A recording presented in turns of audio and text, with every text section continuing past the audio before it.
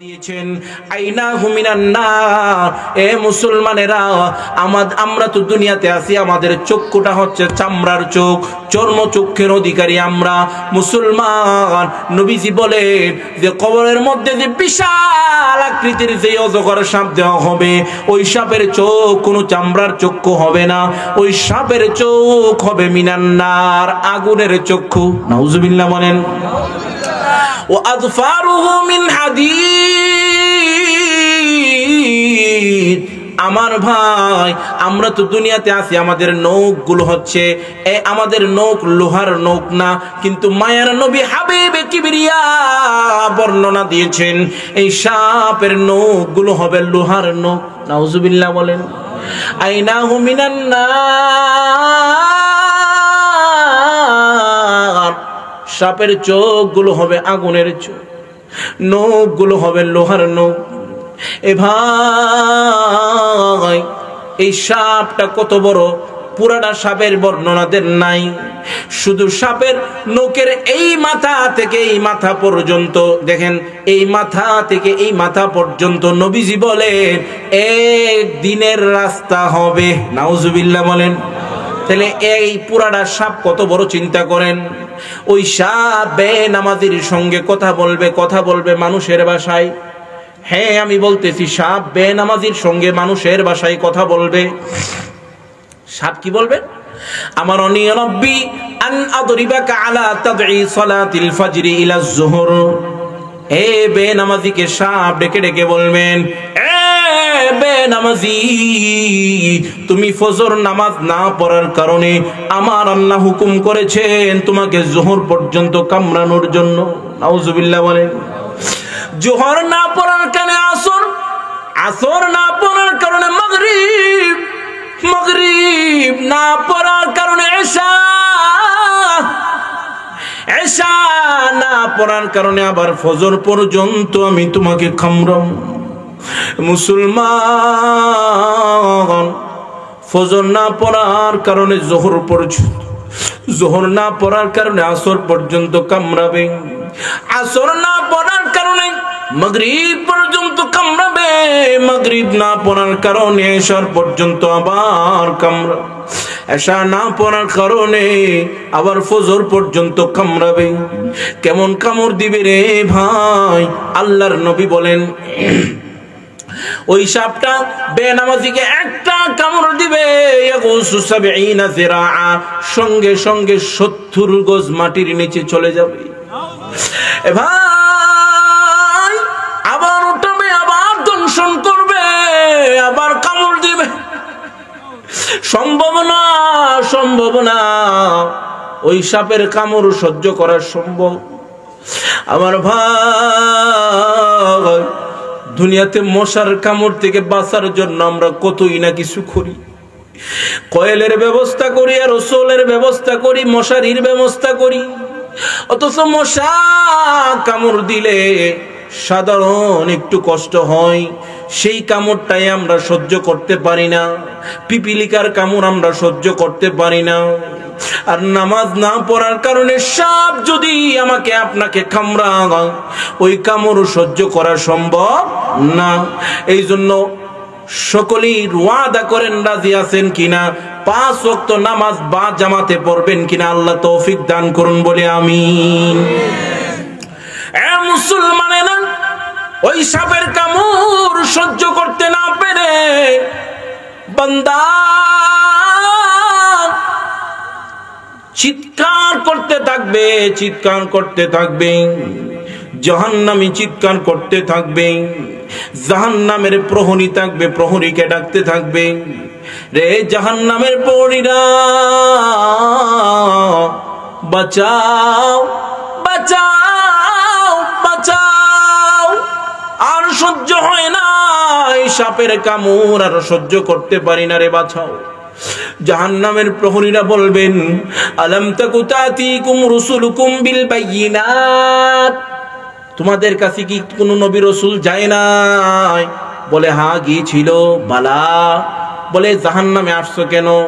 বলেন নবীরা কইছে, নবীরার কথা মানি নাই। উলামায়ে কেরাম বলছে, উলামায়ে কেরামের কথা গুরুত্ব দেই নাই। এই জন্য আমরা আজকে জাহান্নামে আসলাম। বলে আমাদের কাছে বলে কোনো লাভ নাই, আমরা তোমাদেরকে বাঁচাইতে পারবো না। আমাদের এই জাহান্নামের আগুন থেকে বাঁচানোর কোনো ক্ষমতা নাই। জাহান্নামের দারোগা আছে একজন, মালেক দারোগা, নাম শুনছেন? ওই মালেক দারোগাকে ডাকতে থাকো। এবার জাহান্নামের লোকেরা, বেনামাজিরা, জাহান্নামীরা সময় এবার মালিক দারোগাকে ডাকতে থাকবেন। ওয়ানাদাউ ইয়া মালিকু লিয়াকদি আলাইনা রাব্বুক ক্বালা ইন্নাকুম মাকিসুন। জাহান্নামীরা এবার মালিক দারোগাকে ডাকতে থাকবে,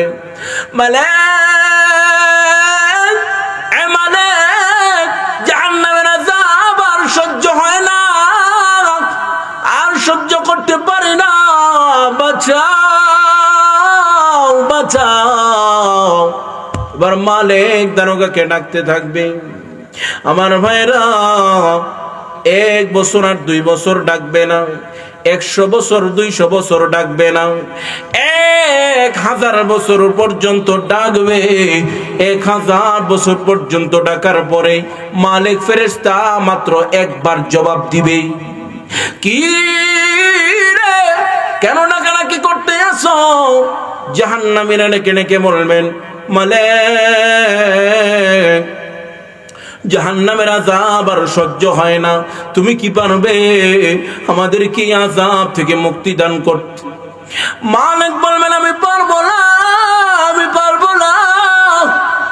আহকামুল হাকিমিন আল্লাহ রাব্বুল আলামিনের কাছে বলো, আল্লাহ যদি চায় তোমাদেরকে এই জাহান্নামের আযাব থেকে মুক্তি দিতে পারে। এবার জাহান্নামীরা বড় আশা নিয়ে, বুক ভরা আশা আর চোখ ভরা স্বপ্ন নিয়ে আল্লাহ রাব্বুল আলামিনকে ডাকতে থাকবেন যে আল্লাহর নাম তো রহমান, আল্লাহর নাম তো রহিম, আল্লাহর কাছে যদি চায় আল্লাহ হয়তো আমাদেরকে মুক্তি দিতে পারেন। কিন্তু ভাইরা, ওই আল্লাহ সেদিন আর রহমান রহিম থাকবে না, ওই আল্লাহ সেদিন কাহার রূপ ধারণ করবে, ওই আল্লাহ সেই দিন আর নরম থাকবে না, ওই আল্লাহ সেই দিন শক্ত হয়ে যাবে। 1 দিন 2 দিন ডাকবে না, 1 মাস 2 মাস ডাকবে না, 1 বছর 2 বছর ডাকবে না, 1000 বছর পর্যন্ত ডাকবে। 1000 বছর পর্যন্ত ডাকার পরে আল্লাহ একবার জবাব দিবে। আল্লাহু আকবার। আল্লাহ বলবেন, কি রে কেন ডাকাডাকি করতে আসো? জাহান্নামীরা ডেকে ডেকে বলবেন, আল্লাহ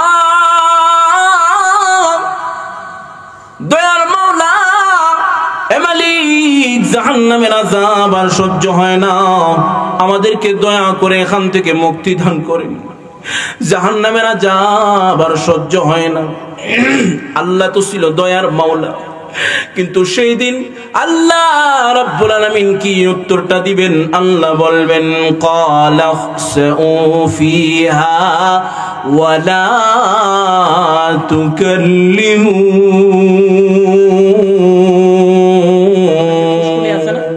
আল্লাহ নবী বলেন, বুঝাইতেছেন যে মনে করো তোমাদের ঘরের মধ্যে যে ঘরের পাশে যদি একটা পুষ্করণী থাকে, এই পুকুর থেকে যদি কেউ দৈনিক 5 বার গোসল করে, তার শরীরে আর কোনো ময়লা থাকতে পারে?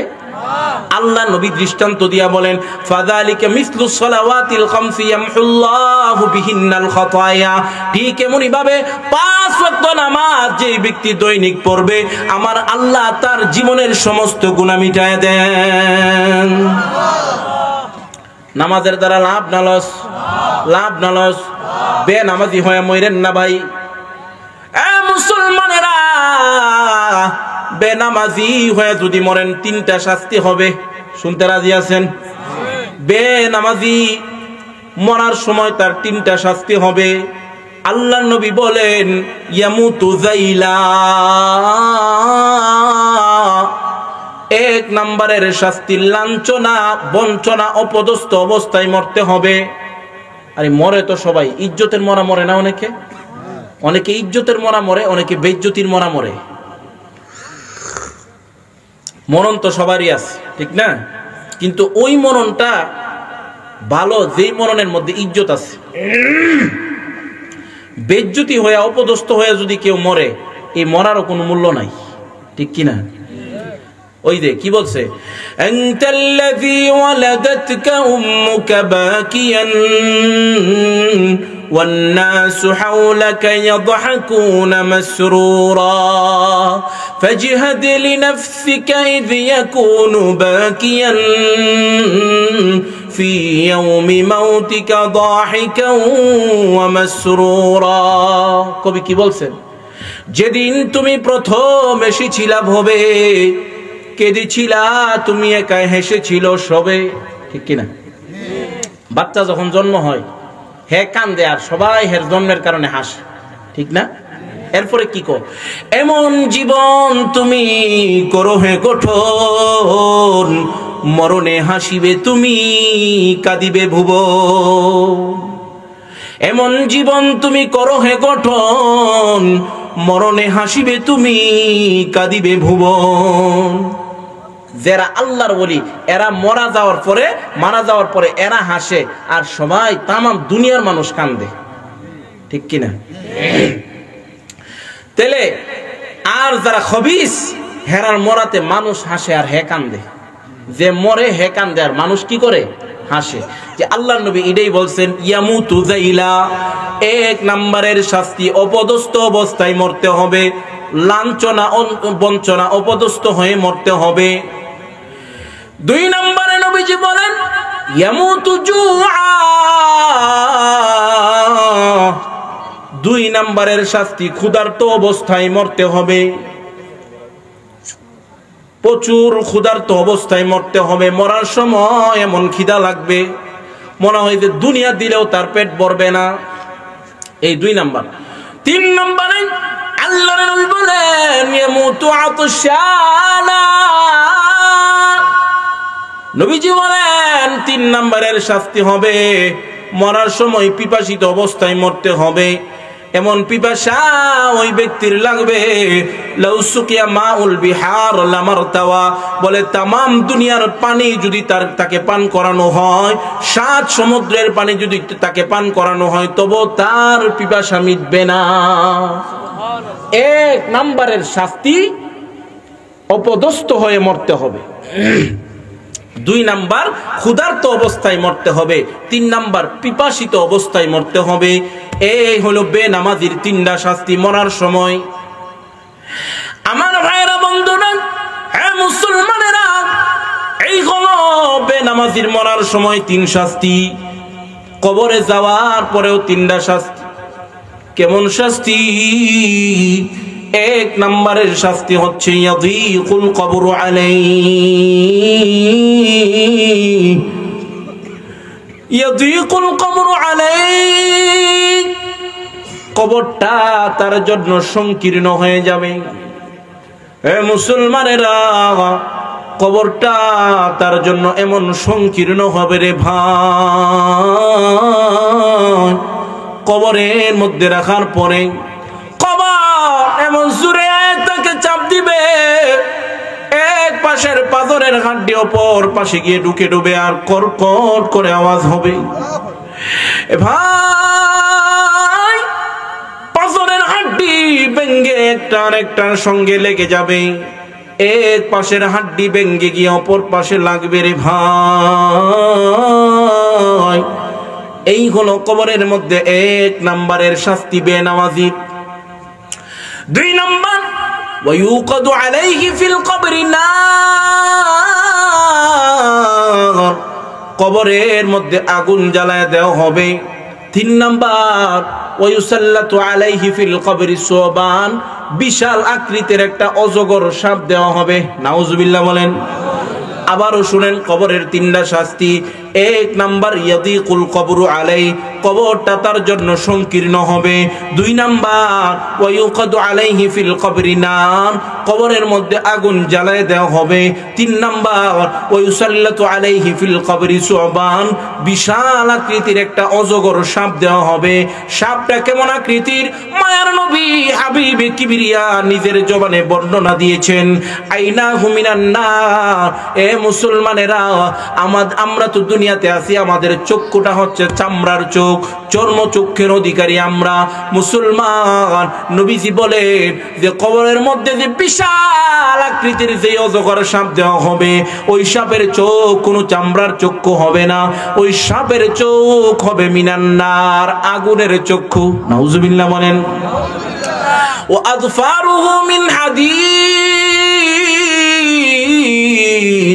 আমার ভাই, আমরা তো দুনিয়াতে আছি, আমাদের নখগুলো হচ্ছে আমাদের নখ লোহার নখ না, কিন্তু মায়ার নবী হাবিবে কিবরিয়া বর্ণনা দিয়েছেন এই সাপের নখগুলো হবে লোহার নখ। নাউজুবিল্লাহ বলেন। আইনাহু মিনান নার,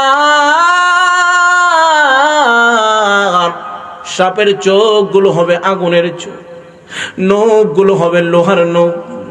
এ ভাই, এই সাপটা কত বড়, পুরাটা সাপের বর্ণনা দেন নাই, শুধু সাপের নখের এই মাথা থেকে এই মাথা পর্যন্ত, দেখেন এই মাথা থেকে এই মাথা পর্যন্ত নবীজি বলেন এক দিনের রাস্তা হবে। নাউজুবিল্লাহ বলেন। তাহলে এই পুরাটা সাপ কত বড়, চিন্তা করেন। ওই সাপ বেনামাজির সঙ্গে কথা বলবে মানুষের ভাষায়। হ্যাঁ, আমি বলতেছি, সাপ বেনামাজির সঙ্গে মানুষের ভাষায় কথা বলবে। সাপ কি বলবে? আমার অনি রব্বি আন আদরিবাকা আলা তাদঈ সালাতিল ফজরি ইলা যুহর। এ বেনামাজিকে সাপ ডেকে ডেকে বলবেন, এ বেনামাজি, তুমি ফজর নামাজ না পড়ার কারণে আমার আল্লাহ হুকুম করেছেন তোমাকে যোহর পর্যন্ত কামড়ানোর জন্য। নাউজুবিল্লাহ বলেন। জোহর না পড়ার কারণে আসর, আসর না পড়ার কারণে মাগরিব, মাগরিব না পড়ার কারণে এশা,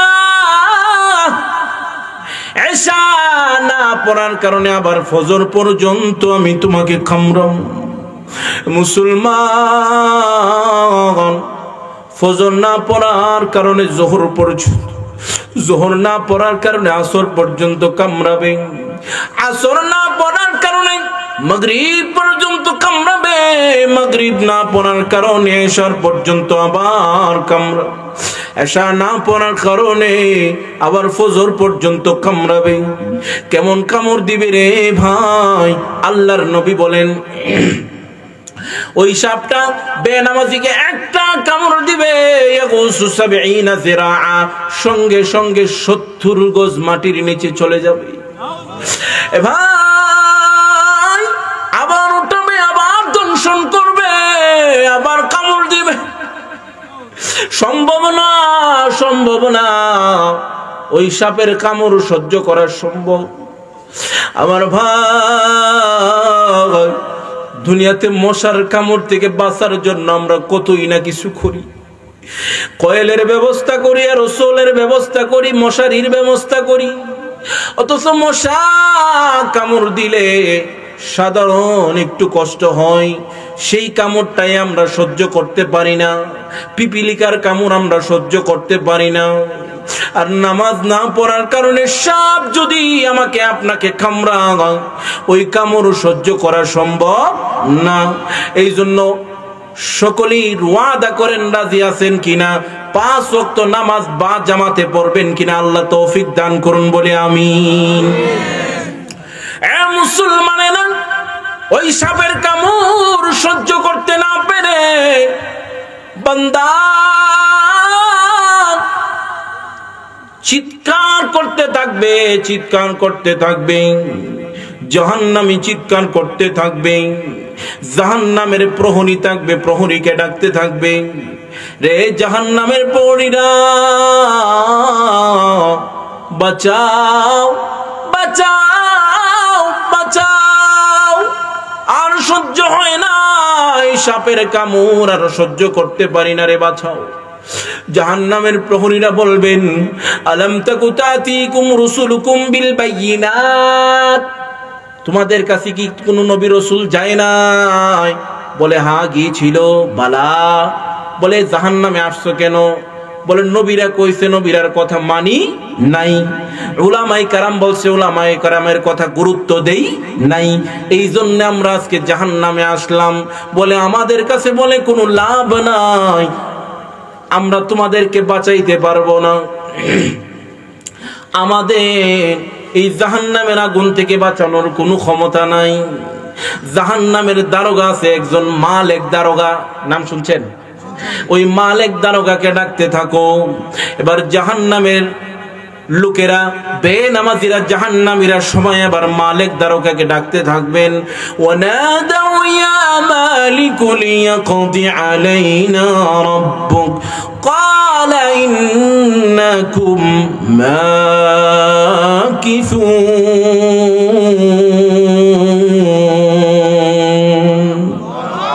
জাহান্নামীরা এবার মালিক দারোগাকে ডাকতে থাকবে,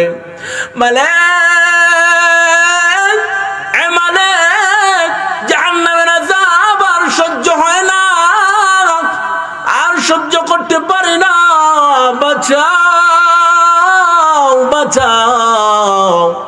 এবার মালিক দারোগাকে ডাকতে থাকবে। আমার ভাইরা, 1 বছর আর 2 বছর ডাকবে না, 100 বছর 200 বছর ডাকবে না, 1000 বছর পর্যন্ত ডাকবে। 1000 বছর পর্যন্ত ডাকার পরে মালিক ফেরেশতা মাত্র একবার জবাব দিবে, কি রে কেন নাকি করতে আসো? জাহান্নামীরা ডেকে ডেকে বলবেন, মালিক জাহান্নামের আযাব আর সহ্য হয় না, তুমি কি পারবে আমাদের কি আযাব থেকে মুক্তি দান করতে? মালিক বলবেন, আমি পারবো না, আমি পারবো না। আহকামুল হাকিমিন আল্লাহ রাব্বুল আলামিনের কাছে বলো, আল্লাহ যদি চায় তোমাদেরকে এই জাহান্নামের আযাব থেকে মুক্তি দিতে পারে। এবার জাহান্নামীরা বড় আশা নিয়ে, বুক ভরা আশা আর চোখ ভরা স্বপ্ন নিয়ে আল্লাহ রাব্বুল আলামিনকে ডাকতে থাকবেন যে আল্লাহর নাম তো রহমান, আল্লাহর নাম তো রহিম। আল্লাহর কাছে যদি চায় আল্লাহ হয়তো আমাদেরকে মুক্তি দিতে পারেন। কিন্তু ভাইরা, ওই আল্লাহ সেদিন আর রহমান রহিম থাকবে না, ওই আল্লাহ সেদিন কহার রূপ ধারণ করবে। ওই আল্লাহ সেই দিন আর নরম থাকবে না, ওই আল্লাহ সেই দিন শক্ত হয়ে যাবে। 1 দিন 2 দিন ডাকবে না, 1 মাস 2 মাস ডাকবে না, 1 বছর 2 বছর ডাকবে না, 1000 বছর পর্যন্ত ডাকবে। 1000 বছর পর্যন্ত ডাকার পরে আল্লাহ একবার জবাব দিবে। আল্লাহু আকবার। আল্লাহ বলবেন, কি রে কেন ডাকাডাকি করতে আসো? জাহান্নামীরা ডেকে ডেকে বলবেন, আল্লাহ দয়ার মাওলা, এ মালিক জাহান্নামের আযাব আর সহ্য হয় না, আমাদেরকে দয়া করে এখান থেকে মুক্তি দান করেন। জাহান্নামের আযাব আর সহ্য হয় না। আল্লাহ তো ছিল দয়ার মাওলা, কিন্তু সেই দিন আল্লাহ রাব্বুল আলামিন কি উত্তরটা দিবেন? আল্লাহ বলবেন, ক্বালা খসউ ফিহা ওয়ালা তুকাল্লিমুন।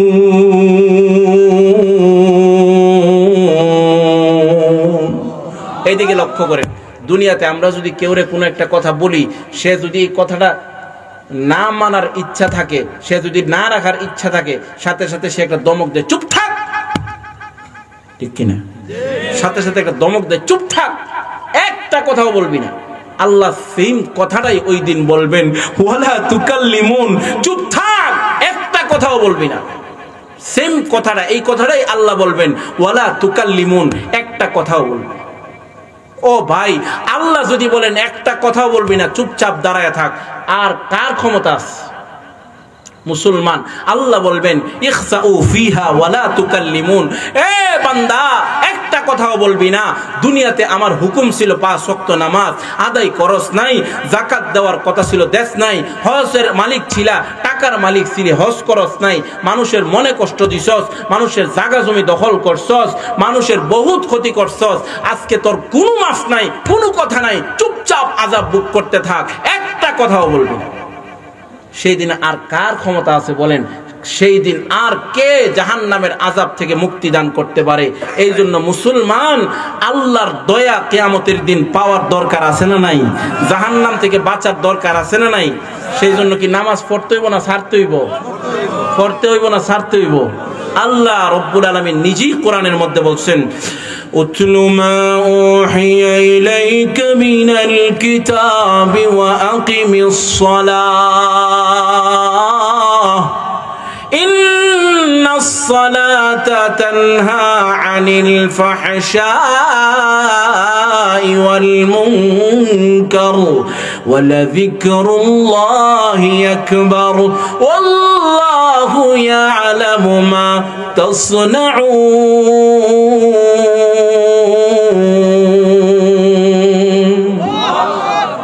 আল্লাহ বলেন নামাজ প্রতিষ্ঠা করো, নামাজ পড়ো। আল্লাহ কোরআনে কোনো জায়গায় বলে নাই।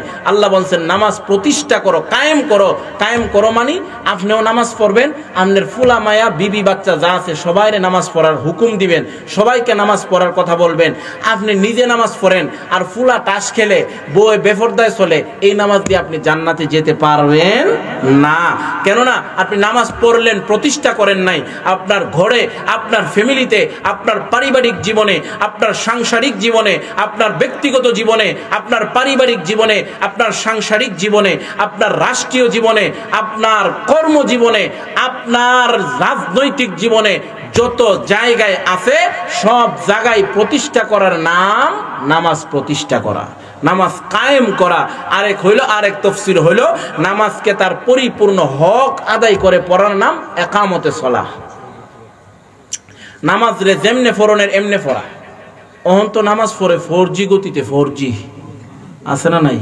আরে বাবা রে বাবা, গড়ির কাটাতে ঘুরে দেখা যায়, হ্যাঁ নামাজটা রুকুশের দ্বারা দেখা যায় না, হ্যাঁ উড়ে আর বো এমন একটা অবস্থা, যেমন কোনো কাম হের লাগে অপেক্ষা করতেছে। নামাজে আইলি যেই স্পিড হয় মানুষের, বাবারি বাবা বাড়ি বাবা, 4G গতিতে নামাজ পড়ে মানুষ। ও মুসলমান, এমন গতিতে না, তা দিলে আর কান নামাজের রুকুন গুলা আস্তে আস্তে আদায় করা, এটাও একটা নামাজের ওয়াজিব, ঠিক কিনা? এই জন্য 4G গতিতে নামাজ পড়তে পারবো না আমরা। 4G গতিতে নামাজ পড়লে হবে না। নেট চলবো 4G গতিতে, নামাজ 4G গতিতে চলবে না। নামাজকে নামাজের মতো আদায় করবে, নামাজকে নামাজের মতো আদায় করতে হবে। বলছিলাম যে বাদশা হওয়ার পরেও বালেগ হওয়ার পর থেকে তার নামাজ ছুটে নাই। ও মুসলমান, 4টা গুণের অধিকারী মানুষ, একটা বাদশা সে হলো 4 গুণের অধিকারী মানুষ। এই জন্য ধনী হয়েও আল্লাহকে স্মরণ করতে পারে, ঠিক কিনা? ধনী এরপর আল্লাহর মুহাব্বত আর অন্তরে থাকতে পারে কি পারে না? আল্লাহর নবী বলেন, يحبون الدنيا وينسون الآخرة। আল্লাহর নবী, বিশ্ব নবী রাহমাতুল লিল আলামিন বলেন, আমার উম্মতের 1 নম্বরের অবস্থা হবে দুনিয়া নামক ক্ষণস্থায়ী জিন্দেগীর জন্য তাদের এত ভালোবাসা হবে, আখিরাত নামক চিরস্থায়ী জিন্দেগীর কথা তারা সম্পূর্ণ ভুলে যাবে। আছে না নাই? হাবিবে কিবরিয়া দয়ার নবী রাহমাতুল লিল আলামিন বলেন, ওয়া ইউহিব্বুনাল মাল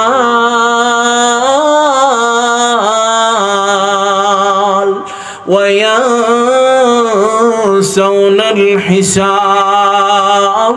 আল্লাহর নবী, বিশ্ব নবী রাহমাতুল লিল আলামিন বলেন, আমার আখিরি জামানার উম্মতের 2 নম্বরের অবস্থা হবে, টাকা পয়সা ধন দৌলতের জন্য আমার উম্মত এত পাগল হবে, ধন দৌলতের হিসাব যে একদিন আল্লাহর কাছে দিতে হবে, হিসাবের কথা আমার উম্মত সম্পূর্ণ ভুলে যাবে। আছে না নাই? টাকা পয়সার জন্য খুব পাগল। দেখি হালাল পথে আইতাছে না হারাম পথে আইতাছে। এই মিয়া, 60 বছর চাকরি করার পরে, খেয়াল করেন, এদিকে খেয়াল করেন, সমাজের বাস্তব অবস্থাটা বলতাছি। 60 বছর চাকরি করে পেনশন পাইছে কি? 60 বছর চাকরি করে কি পাইছে? পেনশন পাইছে। এখন হে সারা দিন মসজিদের মধ্যে বসে জিকির করে, 5 ওয়াক্ত নামাজের আগে পরে জিকির করে, তালিম করে, সব কিছু করে। একজন জিগাইতাছে, ও ভাই, আগে তো চাকরি করছেন, এই সরকারি চাকরি করছেন, তেল চাইল আডা মাডা যাই হোক পাইছেন, খাইছেন, বেতন পাইছেন, চলতে পারছেন, এখন কেমনে চলেন? বাইরে দূরে চলি আর কি। কথা বুঝেন নাই? কেমনে চলে? বাইরে দূরে চলে। বাইরে দূরিয়া মানে আরে ভাই এটা তো আর বুঝলাম না। কয় আরে লাইরা সাইরা আর কি, আরে কেমনে লাইরা সাইরা কেমনে? কোন মনে করো একজন বিদেশ যাইব, টেহার লাগে আটকাই রইছে, যাইতে পারতাছে না, আমার কাছে কইলে আমি উপকার করি আর কি, মানে একটা হাওলাত দেই, হ্যাঁ আবার কিছু আমার লাগাই দে।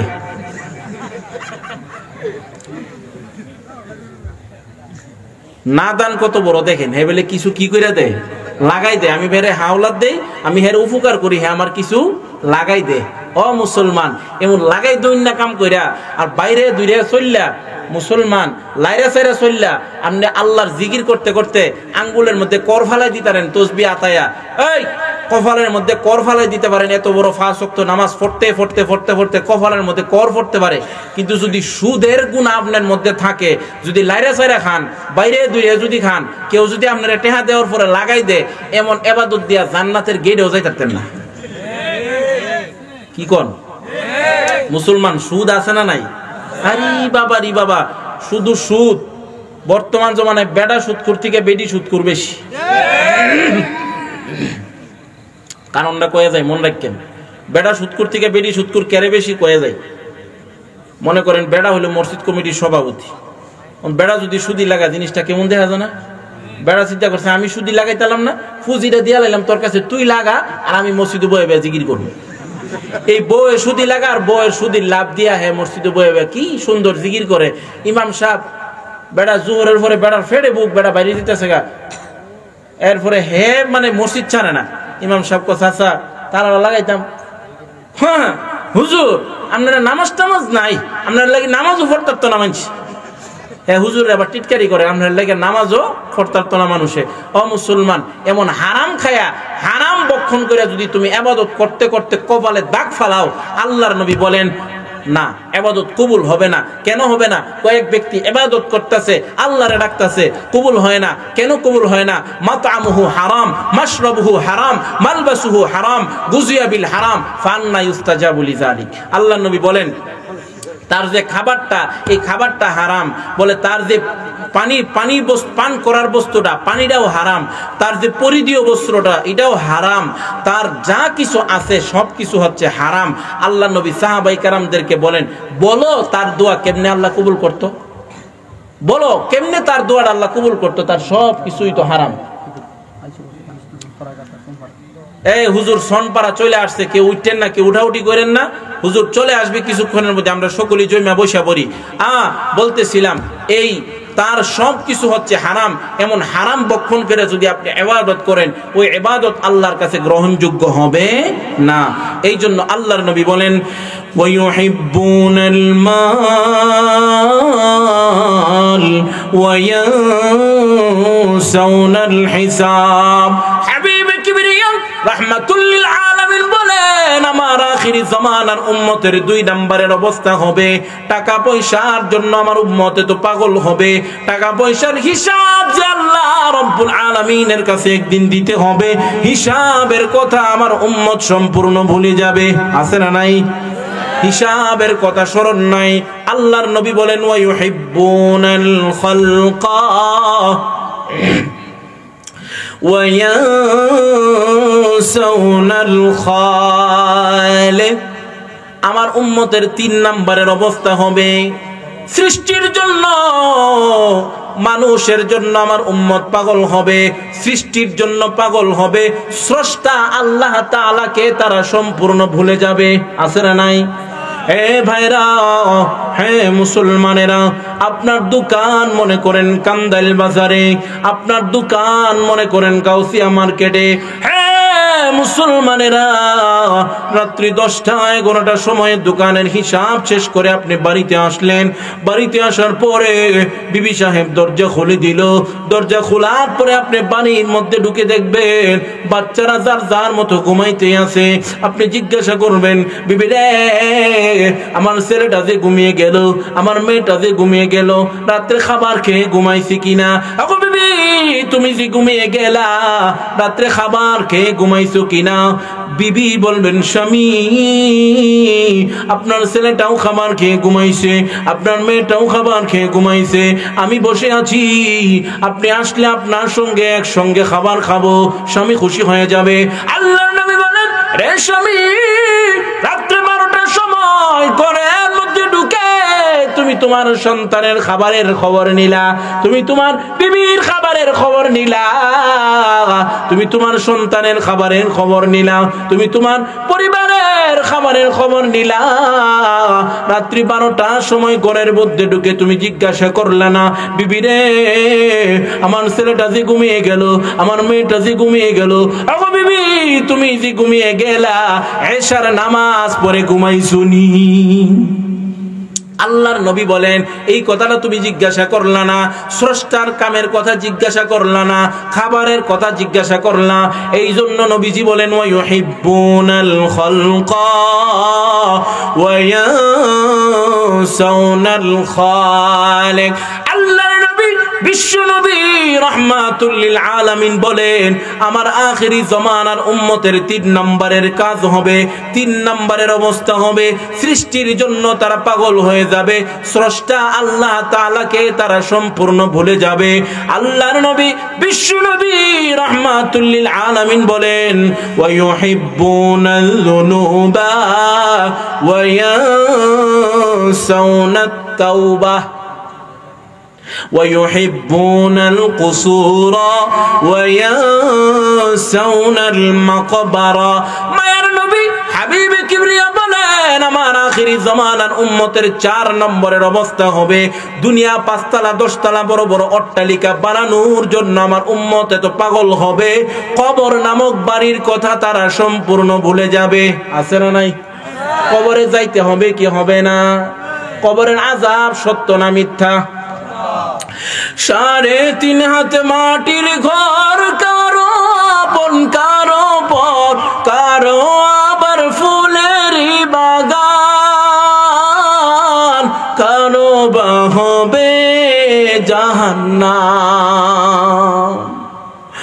আমল নামা সেই দিন হবে আধার ঘরের বাতি, ওই কবরে যেতে হবে, থাকবে না কেউ সাথী। বন্ধু বান্ধব যাবে, যাইবনি? কেউ যাইব? বন্ধু বান্ধব সাথে যাবে না, স্ত্রী পুত্র যাবে না, ফ্যামিলির কেউ যাবে?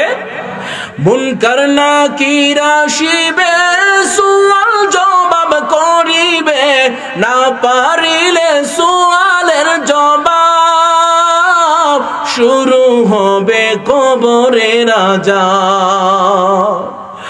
কঠিন কষ্টে রবে পরে থাকবে না গর্বাতি, কঠিন কষ্টে রবে পরে থাকবে না গর্বাতি, ওই কবরে যেতে হবে, থাকবে না কেউ সাথী, ওই কবরে যেতে হবে, থাকবে না কেউ সাথী। কেউ থাকবনি? কেউ থাকবো না, আমার আপনার একাই থাকতে হবে। কঠিন ওই হাসর মাঠে ভেবে দেখো কি হবে, আপন বলে কে রবে না, রবে শুধু প্রভু রব্বানা। রহম করো ওহে প্রভু, হয়ে চির সাথী, ওই কবরে যেতে হবে, থাকবে না কেউ সাথী, ওই কবরে যেতে হবে, থাকবে না কেউ সাথী। কেউ থাকবে? কেউ থাকবে? কবরের আযাব কত কঠিন, সইতে আমি পারিব না। ঠিক কিনা? কবরের আযাব সত্য না মিথ্যা? আল্লাহর নবী বিশ্ব নবী রাহমাতুল লিল আলামিন বলেন, আমার আখিরি জামানার উম্মতের 5 নম্বরের অবস্থা হবে, কবর নামক বাড়ির কথা তারা ভুলে যাবে। আছে না নাই? ও মুসলমান, ছোট্ট একটা ঘটনা শুনেন, কবরের আযাব যে সত্য। আল্লাহর নবী বিশ্ব নবী রাহমাতুল লিল আলামিনের পরে ইসলামের প্রথম খলিফা ছিল, তার নামটা কি জানি? নাম কি? এই দুইজনই পারে, আর কেউ পারে না। নামটা কি? জোরে বলেন, আরে জোরে। নাম কি? আবু বকর সিদ্দিক রাদিয়াল্লাহু তাআলা আনহু।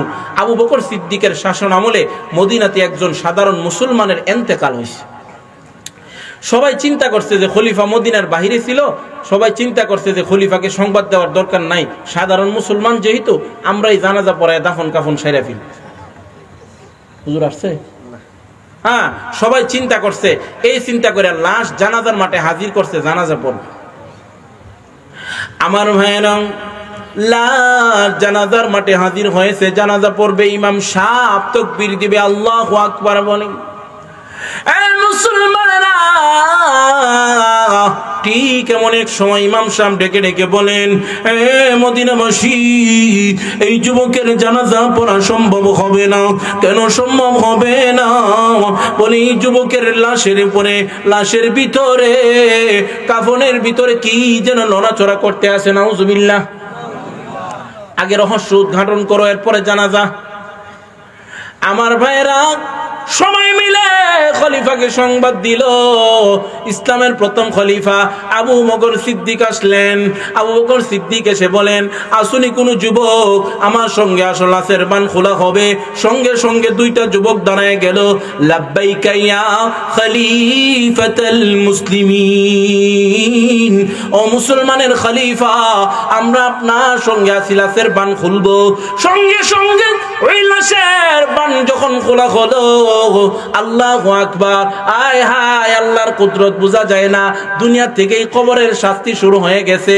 দেখা গেল ওই লাশের কাফনের ভিতরে, বুকের উপরে একটি বিষাক্ত সাপ বসে তার মাথার মগজগুলো টুকুর দিয়ে খাইতে আছে। নাউজুবিল্লাহ।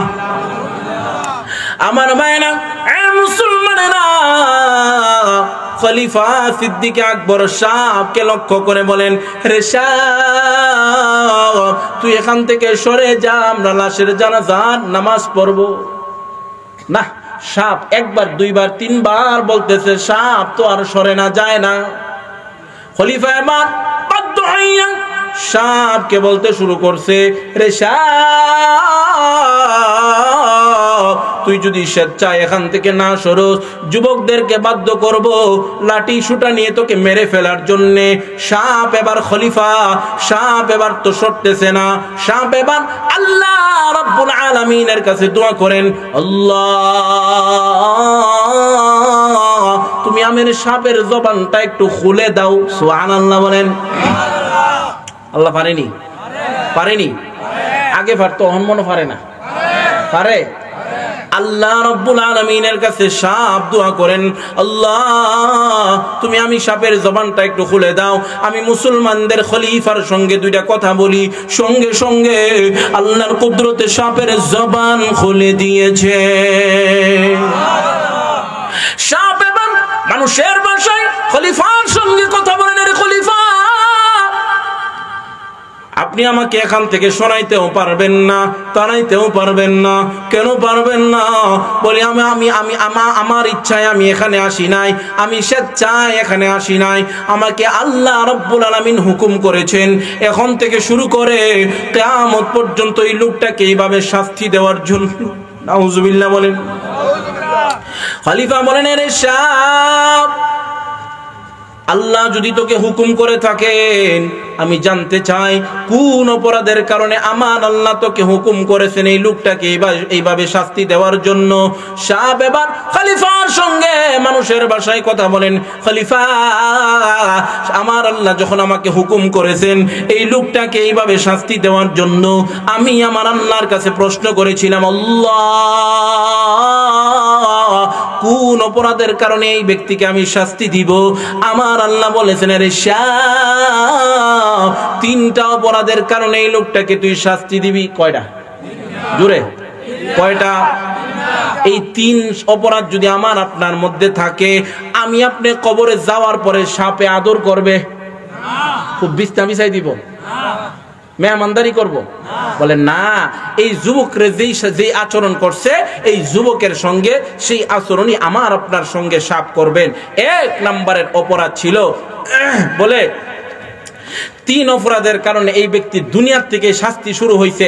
1 নাম্বার অপরাধ বলে নামাজের ধার ধারছে না। নাউজুবিল্লাহ বলেন। নামাজের ধার ধারে নাই। 2 নাম্বার অনেক টাকা পয়সার মালিক ছিল, যাকাত দিছে না।